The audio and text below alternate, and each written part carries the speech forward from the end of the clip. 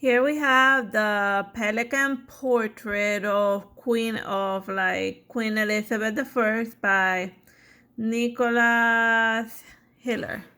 I think it was, yeah, yeah, I think that's the Queen Elizabeth I, yeah.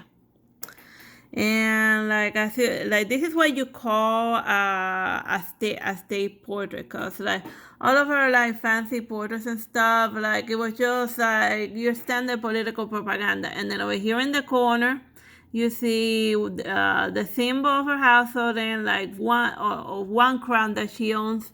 And over here is the fleur de lis, so it shows that like Queen Elizabeth has influence over two, like she has two crowns, and it shows like the extent of influence she has over her kingdom. And here's a nice little painting detail. Is this little letter that she has in her hand. Like I don't really know like what. Oh, and like over here is that looks like a phoenix dragon thing, something feeling just a very weird. Maybe it's a swan. I don't know. It's more like a dragon because of like the weird shape that it has. And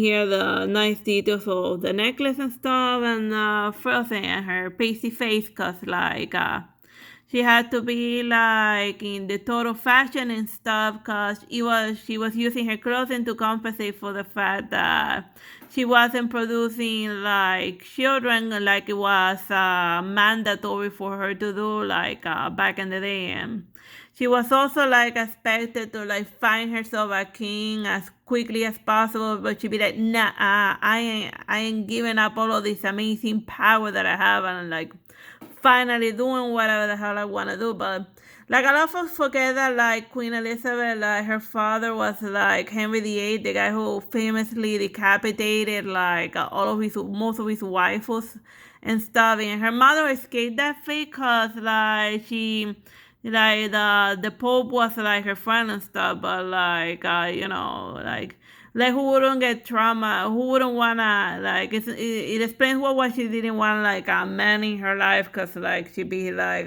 what if he goes insane and divorces me and decapitates me? You gotta like play it safe and stuff. But yeah, I hope you find this painting amusing. Bye bye and God bless.